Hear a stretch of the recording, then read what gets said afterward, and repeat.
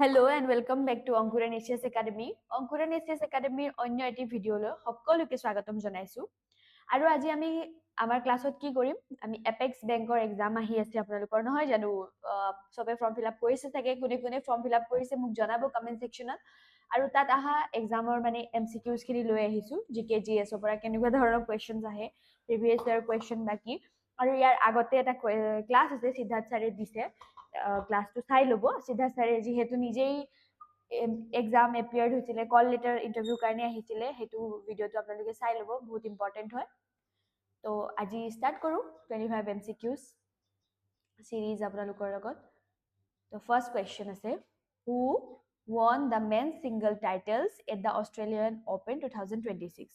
এইটো হৈছে current এফেয়াৰ্ছৰ question হয় এটা স্পৰ্টছৰ পৰা বহুত কুৱেশ্যন আহে আপোনালোকক এইটো এক্সামত তো এনেকুৱা ষ্টেটিক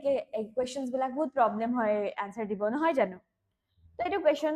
এটা ৰিসেন্টলি হৈ যোৱা মেন সিঙ্গল অস্ট্ৰেলিয়ান ওপেনৰ মানে মেন সিঙ্গল টাইটেল কোনে জিকিছে তো ইয়াৰ অপশনছ খিনি নভাক জকোভিক কাৰ্লোছ আলকাৰাজ ডেনিল মেডভেডেভ আৰু জেনিক সিনাৰ তো আপোনাৰ শুদ্ধ আনসাৰ কোনটো হ'ব এইটো হৈছে কাৰ্লোছ আলকাৰাজ হয় সবকে চাগে জেনিক সিনাৰ লাগে জেনিক সিনাৰ নহয় কাৰ্লোছ আলকাৰাজ আনসাৰ হয় আৰু তেখেতে কাক হৰুৱাইছিলে এইজনক হৰাইছিলে নভাক জকোভিকক হৰাইছিলে আৰু এটা কথা মেন সিঙ্গলৰটো আপোনালোকে গম পালে এটা উমেন সিঙ্গলৰ কোনে জিকিছিলে উমেন সিঙ্গল অস্ট্ৰেলিয়ান ওপেন দেই উমেন্স সিঙ্গল কোনে জিকিছিলে উমেন সিঙ্গলৰ আছিলে এলেনা ৰায়বকিনা ওকে কোন আছিলে এলিনা ৰায়বকিনা এইটো বস্তু মনত ৰাখিব মেন সিঙ্গল জিকিছিলে আপোনাৰ কাৰ্লোছ আলকাৰাজ আৰু উমেন সিঙ্গল জিকিছে এলিনা ৰায়বকিনা ঠিক আছে আৰু ক'ত হৈছে এইটো অস্ট্ৰেলিয়াৰ মেলবৰ্ণত অবভিয়াছলি অস্ট্ৰেলিয়ান ওপেন হয়তো অস্ট্ৰেলিয়াতে হ'ব আৰু জেগা হৈছে মেলবৰ্ণ পাৰ্কত হৈছিলে ঠিক আছে এইখিনি মনত ৰাখিব আপোনালোকে ইয়াৰ পৰা নম্বৰ 2 কুৱেশ্যনত কি সুধিছে which Kannada book won the International Booker Prize 2025 ইয়াত কোনখন মানে বুকে এইটো বহুত নিউজত আছিল এইটো কুৱেশ্যন বহুত একদম ইম্পৰ্টেন্ট চান্সেছ আছে যিকোনো এক্সামত আহিব পাৰে তো কানাডা কোনখন কানাডা মানে ইন্টাৰনেশ্যনেল বুকাৰ প্ৰাইজ মানে কোনখন কানাডা বুকে জিতিছে আৰু এইটো ইম্পৰ্টেন্ট এই কাৰণে হয় ইন্টাৰনেশ্যনেল বুকাৰ প্ৰাইজ মানে ফটককে আমাৰ ইণ্ডিয়াত নিজিতে তো কোনখন বুক হয় mother Mary comes to me the heart lamp dream count the safekeep এই চাৰিটাৰ ভিতৰত কোনটো শুদ্ধ উত্তৰ হ'ব দ্য হাৰ্টলেমে জিকিছে ইন্টাৰনেশ্যনেল বুকাৰ প্ৰাইজ আৰু এইটো বহুত ইম্পৰ্টেন্ট আৰু কোনে লিখিছে এইটো বানু ৰাইটাৰৰ নামো মনত ৰাখিব বানু মুস্তাক ঠিক আছে আপোনালোকৰ এনেকুৱা কুৱেশ্যন আহে প্ৰাইজ হওক বা স্পৰ্টছ টাইটেল সেনেকুৱা সব জেগাৰ পৰা আহিব পাৰে বানু মুস্তাকে লিখিছে আৰু এইটোৰ ট্ৰান্সলেশ্যন ভাৰ্জনো হৈছে দীপা বাস্তিয়ে কৰিছে who won the Nobel peace prize এটা নোবেল পিচ প্ৰাইজ প্ৰত্যেক বছৰে দিয়া যায় হয় নহয় তো এবাৰ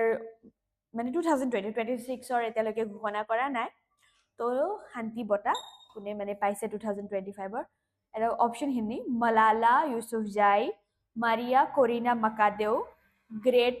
থানবাৰ্গ ডেনিছ মুকৱেগে আৰু এইটো নিউজত বহুত আছিলে ডোনাল্ড ট্ৰাম্পৰ লগত ৰিলেটেড হয় নহয় তো এইটো অহাৰ বহুত চান্সেছ থাকে আপোনাৰ তো এইটোৰ কাৰেক্ট আনসাৰ হৈছে বি মাৰিয়া কৰিনা মাকাডো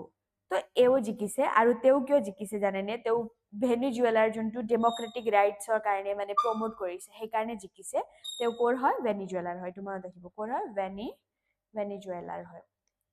ভেনিজুৱেলাৰ হয় আৰু তাৰ ওপৰত তেখেতে মানে কি কয় জানে নে আইৰন লেডি অফ ভেনিজুৱেলা বুলি কয় আৰু নোবেল পিচ প্ৰাইজ কেতিয়াৰ পৰা দিব ষ্টাৰ্ট কৰিছে 1901ৰ পৰা নোবেল পিচ প্ৰাইজ দিয়া হয় এতিয়া ইণ্ডিয়াৰ কোনে কোনে আজিলৈকে নোবেল প্ৰাইজ পাইছে মই আপোনালোকক কওঁ ইণ্ডিয়াৰ পৰা কোনে কোনে পাইছে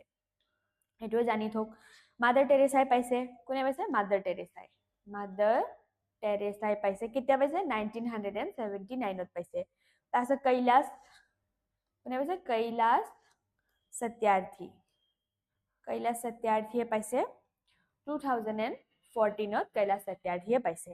ঠিক আছে এই দুটা নাম মনত ৰাখিব তাৰপিছত এতিয়া আমি নেক্সট কুৱেশ্যনলৈ আহো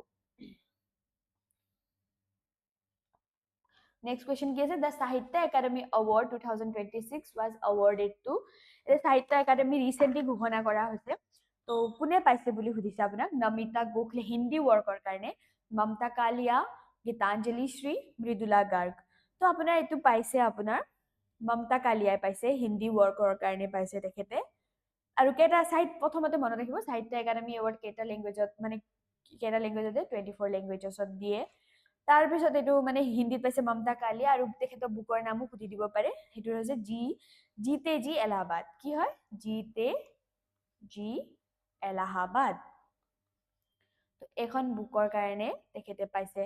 তাৰ উপৰি কি হয় 1954 পৰা মানে দিব ষ্টাৰ্ট কৰিছে সাহিত্য একাডেমি এৱাৰ্ড তো ইংলিছত কোনে পাইছে সেইটোও জানি লও ইংলিছত আপোনাৰ পাইছে এই দুটা মনত ৰাখিব ইংলিছত পাইছে নৱতেজ सरना আৰু তেখেতৰ কামটো কি যে ক্ৰিমসন স্প্ৰিং কি হয় নাম ক্ৰিমসন এইকেইটা মই দুটাও লিখাই দিছো বিকজ বুকৰ ৰিলেটেড এনেকুৱা কোৱেশ্চনছ বহুত আহে আৰু সাহিত্য একাডেমি এৱাৰ্ড ৰিসেন্টলি ঘোষণা কৰা হৈছে আৰু আমাৰ মই এইটো ডিটেইলছত এই কাৰণে কোৱা নাই আমাৰ অসমৰ হোক গোটেই ইণ্ডিয়াৰ হোক মই ডিটেইলত ডিসকাশন কৰা হৈছে আমাৰ অংকুৰণ এছিয়াছ একাডেমি চেনেলত আপোনালোকে সাহিত্য একাডেমি বটা মানে একাডেমি এৱাৰ্ড বুলি মাৰিলে আপোনালোকে পাই যাব সেইটো ভিডিঅ' চাই ল'ব অতিকে ইম্পৰ্টেণ্ট যিকোনো এক্সামৰ কাৰণে আপুনি এপিয়াৰ হৈ আছে আপোনাক সেইটো বহুত ইম্পৰ্টেণ্ট হয় এইটো এক্সামত আহিব তো আমাৰ চেনেলত আছে আপুনি গোটেই পঢ়ুৱা আছে সেইটো চাই ল'ব ঠিক আছে এতিয়া আহো next কুৱেশ্যনলৈ number 5 the minimum age to become the president of India is president of India হ'ব কাৰণে আপোনাক মিনিমাম কিমান বছৰ লাগে সেইটো সুধিছে তাৰ আগতে আমি কি কওঁ প্ৰেসিডেন্ট কোন হয় হেড অফ দা ষ্টেট হয় আৰু কোত প্ৰেসিডেন্ট অফ ইণ্ডিয়াৰ কথা মেনশন কৰা হৈছে সেইটো আৰ্টিকল নম্বৰ কিমান হয় সেইটো মনত ৰাখক 52 article number 52 president of India আৰু প্ৰেসিডেন্ট অফ ইণ্ডিয়াৰ টাৰ্মছ কিমান বছৰ থাকে 5 ইয়াৰ্ছলৈকে থাকে আৰু কোনটো কিমান বছৰত তেখেতে মানে প্ৰেসিডেন্ট মিনিমাম এজ কিমান লাগে 35 কি হ'ব লাগে সিটিজেন অফ ইণ্ডিয়া হ'ব লাগে 35 বছৰ বয়স হ'ব লাগে এইবিলাক ক'ত লিখা আছে আৰ্টিকল 58 ত মেনশন আছে ক'ত আছে আৰ্টিকল 58 ত মেনশন আছে আপোনাৰ প্ৰেসিডেন্টৰ বিষয় ঠিক আছে তো এনেকুৱা ইজি কোৱেশ্চন আহিব কেতিয়াবা আপোনালোকক খেলি মেলি লগাব পাৰে সেইকাৰণে মই দিছো which schedule of the constitution deal with the languages কোনটো শিডিউল মানে 7th schedule 8th schedule 9th schedule 10th schedule কোনটো শিডিউলত মানে লেংগুৱেজৰ কথা ডিসক্ৰাইব কৰা আছে তো সেইটো হৈছে অবভিয়াসলি 8th শিডিউলত য'ত অফিচিয়েল লেংগুৱেজ অফ ইণ্ডিয়াৰ বিষয়ে কোৱা হৈছে হয় নহয় তো অফিচিয়েল লেংগুৱেজ কেইটা আছে আপোনালোকৰ ইণ্ডিয়াত সেইটো মোক কমেন্ট সেকশনত জনাব ঠিক আছে আৰু কোনটো পাৰ্ট 17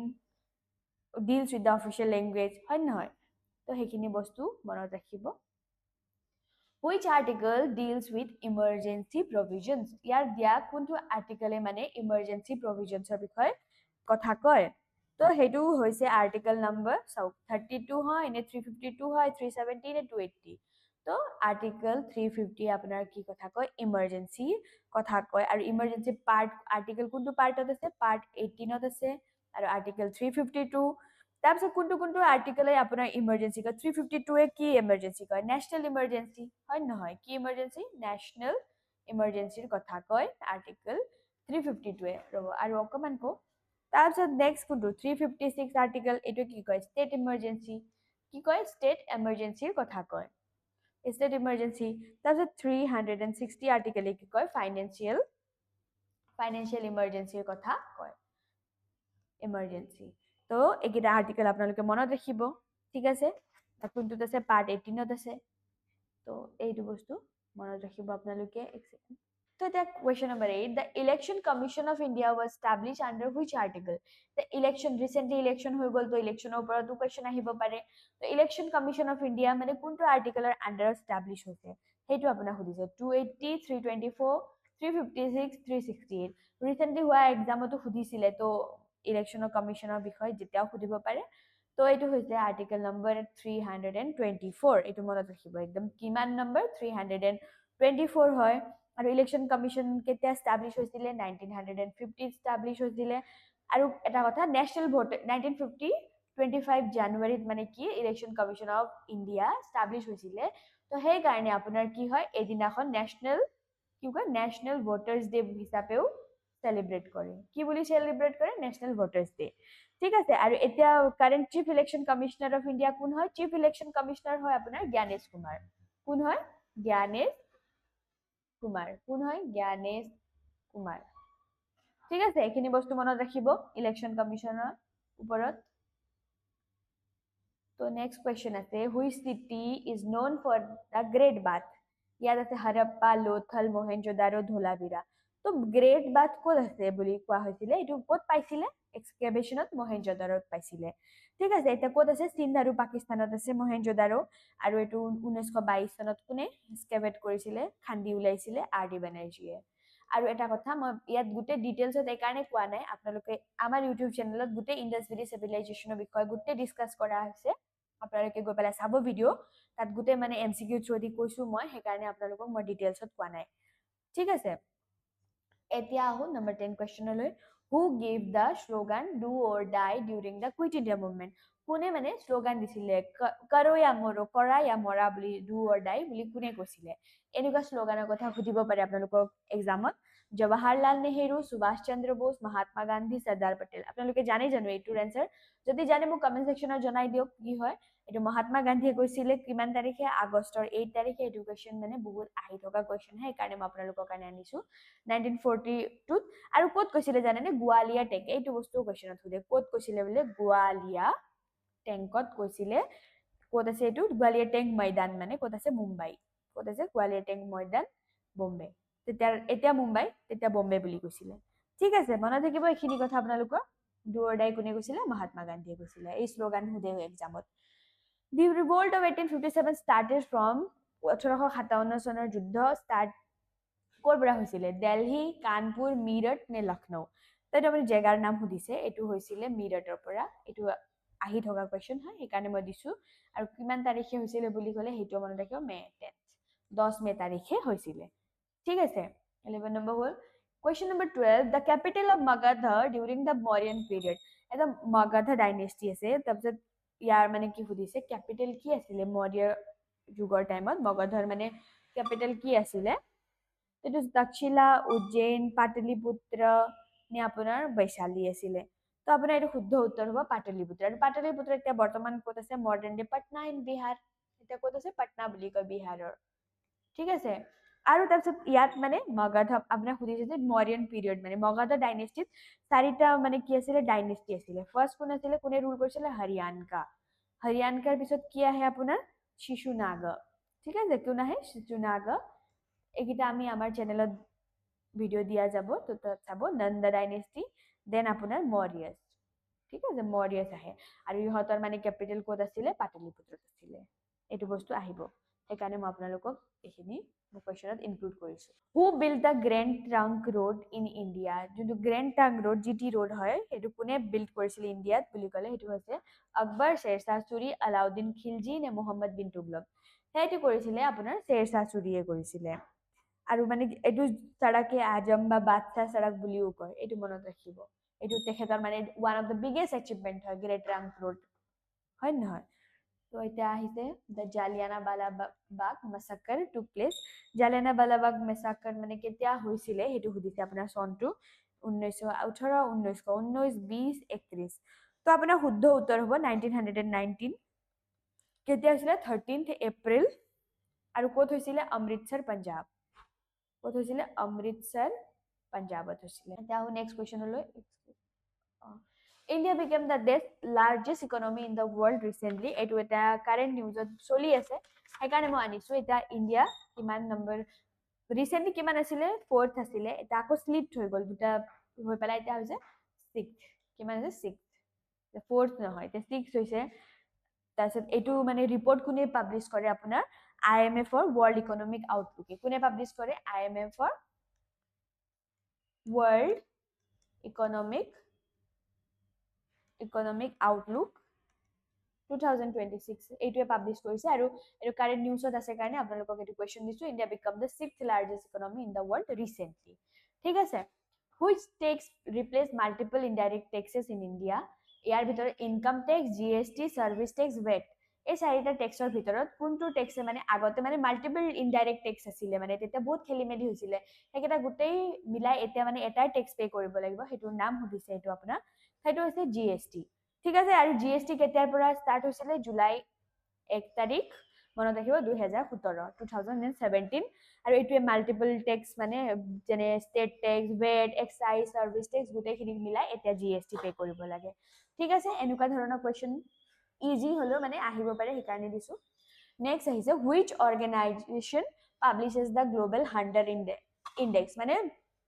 কোনটো অৰ্গানাইজেচনে গ্লোবাল হাংগাৰ ইনডেক্স মানে পৃথিৱীত কোনটো দেশ মানে এইটো হাংগাৰ ইনডেক্স উলাই আৰু কোনটো দেশ সবতছে বেছি মানে ভুকত আছে বা এইটো মানে ইনডেক্সেস দিয়ে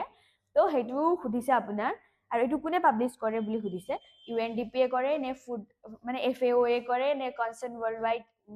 ৱেলথ হাংগাৰ লাইফ নে ৱৰ্ল্ড বেংক এইটো আপোনালোকে ৱেলথ হাংগাৰ লাইফ দেখি পেলাই চাগে ৰিলেট কৰিব পাৰিছে concern world wide and wealth hunger life কৰে আৰু এটা ইণ্ডিয়াৰ ৰেংক কিমান আছে বৰ্তমানলৈকে কাৰণ 2025ৰ হিচাপত 102 আছে ইণ্ডিয়াৰ ৰেংক এতিয়ালৈকে 2026ৰ মানে পাব্লিছ কৰা নাই তো ইণ্ডিয়াৰ ৰেংক আছে 100 তাৰ আগত আছিল 105 তো এটা অকমান বেটাৰ কৰিছে ইণ্ডিয়াই হলেও একো বেটাৰ নহয় 123টা দেশত 102 থকাটো কোনো ভাল হেৰি নহয় চাইন নহয় ঠিক আছে তো আছে which of the following state is not crossed by the tropic of cancer কোনটো মানে ইয়াত মানে which of the following state is not crossed by কোনটো ষ্টেটত মানে ট্ৰপিক অফ কেঞ্চাৰ মানে পাছ হোৱা নাই সেইটো আপোনাক সুধিছে এনচাৰত গুজৰাট হয় নে ওড়িশা হয় নে ঝাৰখণ্ড হয় নে ত্ৰিপুৰা হয় তো মানে ট্ৰপিক অফ কেঞ্চাৰ ইণ্ডিয়াৰ কেইটা ষ্টেটেদি যায় পাৰ হৈছে 8 ইণ্ডিয়ান ষ্টেটছ তো 8 ইণ্ডিয়ান ষ্টেটছ বিলাক কি হয় আপোনালোকক মই ইয়াত লিখি দিওঁ তো গুজৰাট দি পাৰ হৈছে তাৰপিছত ৰাজস্থান দি পাৰ হৈছে তাৰপিছত MP তাৰপিছত আছে ছত্তীশগড় তাৰপিছত ঝাৰখণ্ড তাৰপিছত ঝাৰখণ্ড দি পাৰ হৈছে দেন ৱেষ্ট বেংগল তাৰপিছত আৰু আমাৰ নৰ্থ ইষ্টত দুটা ষ্টেট দি পাৰ হৈ গৈছে সেইটো আপোনালোকক সুধিব পাৰে সেই দুটা ষ্টেট কি হয় ত্ৰিপুৰা আৰু মিজোৰাম কি হয় ত্ৰিপুৰা এণ্ড মিজোৰাম এতিয়া মই গোটেই ষ্টেটৰ নাম ইয়াত লিখি দিলো তেতিয়াহ'লে আপোনালোকে আনসাৰ কৰিব পাৰিব কোনটো ষ্টেট দি পাৰ হোৱা নাই অবভিয়াছলি ওড়িশা দি পাৰ হোৱা নাই তো আপোনাৰ আনসাৰ হ'ব ওড়িশা ঠিক আছে next question acid rain is caused by acid rain কিহেদি হয় CO2 SO2 and NO2 oxygen methane carbon dioxide দি হয় নে sulphur dioxide nitrogen oxide দি হয় নে অক্সিজেন নে মিথেনৰ কাৰণে হয় তো এচিড ৰেইনৰ এনেকুৱা টাইপৰ সায়েন্সৰ কোৱেশ্চন বহুত আহে তো আপোনাৰ শুদ্ধ উত্তৰ কি হ'ব এইটো হ'ব SO2 NO2 আৰু SO2 NO2 কি হয় সালফাৰ ডাই অক্সাইড SO2 মানে কি হয় সালফাৰ ডাই অক্সাইডৰ কাৰণে হয় সালফাৰ ডাই অক্সাইড আৰু NO2 মানে নাইট্ৰজেন অক্সাইডৰ কাৰণে আপোনাৰ কি হয় এচিড ৰেইন হয় which is greenhouse gas ইয়াত আপোনাক চাৰিটা গেছৰ নাম দিছে আৰু কোনটো গ্ৰীনহাউস গেছ বুলি সুধিছে অক্সিজেন নাইট্ৰজেন মিথেন নে হিলিয়াম তো এইটো আপোনালোকে জানেই থাকে ইয়াৰ আনসাৰ মিথেন হয় নহয় আৰু মিথেনৰ হেৰি কি কয় কেমিষ্ট্ৰি এটো সিম্বল কি হয় CH4 এটো মনত ৰাখিব ৰাসায়নিক নাম CH4 তাৰপিছত 21 wild life protection act India was passed in wild life protection act মানে কেতিয়া এটো কিহৰ কাৰণে ওয়াইল্ড লাইফ প্ৰটেকশন এক্ট দিয়ে পাস কৰে তো সেফগাৰ্ড কৰিব ৰ ইণ্ডিয়াৰ বায়োডাইভাৰ্সিটি বা স্পিচিজ যিকিনো জীৱ জন্তু গছ গছনি আছে এটো সেফগাৰ্ড কৰিবৰ কাৰণে wild life protection act pass কৰা হৈছিল আৰু হেতু কোনটো চনত পাস কৰা হৈছিল 1952 1965 1972 1986 তো আপোনাৰ শুদ্ধ উত্তৰ হ'ব 1972 ত আপোনাৰ wild life protection act pass কৰা হৈছিল ঠিক আছে মনত থাকিব কোনটো হয় 1972 এটা question number 20 the chemical symbol of gold is গোল্ডৰ মানে কেমিক্যাল সিম্বল কোনটো হয় এটা গোল্ড বুলি ক'লে আপোনালোকে জানে কিন্তু এটা কেমিক্যাল সিম্বল দিলে আপোনালোকে না জানিব তো আপোনাৰ শুদ্ধ উত্তৰ হ'ব গোল্ডৰ কেমিক্যাল সিম্বল কি হয় AU মানে কি হয় অৰাম কোনটো হয় লেটিন শব্দত মানে লেটিন ওয়াৰ্ড লেটিন ভাষাত কি কয় গোল্ডক কি কয় অৰাম বুলি কয় তো কেমিক্যাল তে AG মানে কি হেটো জানিব লাগিল হেটো মানে সিলভাৰ ঠিক আছে তাৰপিছত Fe মানে কি হয় আইৰন তো এইকেইটাও জানি লওক এইকেইটা হৈছে সিম্বলিক নেম আৰু স্পীড অফ লাইট এটো সুধিব পাৰি আপোনাৰ কোৱেশ্চনত স্পীড অফ লাইট কিমান হয় 3 * 10 to the power 6 3 * 10 to the power 7 3 * 10 to the power 8 3 * 10 to the power 9 তো এটো জানে থাকে না জানিলে আকৌ এবাৰ ৰিমেম্বৰ থাকক বুলি মই আনিছো 3 * 10 to the power 8 ওকে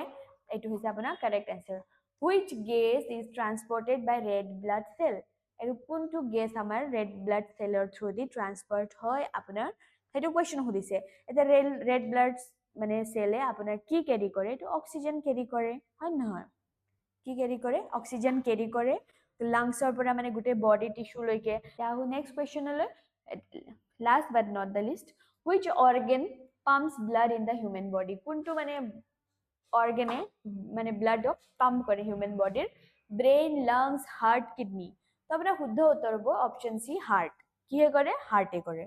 ঠিক আছে এইকেইটা হৈছে আপোনাৰ 25টা কোৱেশ্চন আৰু এটা কোৱেশ্চন মই সুধু what is the only organ with no blood supply এনেকুৱা অৰ্গেনৰ নাম কক আপোনাৰ হিউম্যান বডিৰ যোনে মানে ব্লাড সাপ্লাই নকৰে মই এইটো কোৱেশ্চন ইয়াত লিখি দিম আপোনালোকে মোক এইটো কমেন্ট সেকশনত জনাব নোৱাৰিলে মই লিখি দিম কমেন্ট সেকশনত পিন কৰি দিম বাট প্ৰথমতে মই আপোনালোকৰ আনসাৰ চাম what is the only organ with no blood supply ঠিক আছে এইটো কোৱেশ্চন হয় আৰু এইটো আপোনালোকে মোক আনসাৰ দিব কমেন্ট সেকশনত আজিলৈ ইমানতে সামৰিছো আপোনালোকৰ ক্লাস কেনেকুৱা লাগিছে আৰু আপোনালোকক আৰু যদি ক্লাস লাগে বা পিডিএফ লাগে আমাক কমেন্টত জনাব আমি আপোনাক পিডিএফও দিম আৰু কিবা ক্লাস লাগে এপেক্স বেংকৰ আৰু গৈ পেলাই ফাৰ্স্ট ক্লাসটো চাব সিদ্ধাৰ্থ ছাৰৰ কাৰণ তেওঁ অলৰেডি ক্লিয়াৰ কৰা হয় তো ভালকে তেখেতে বুজাইছে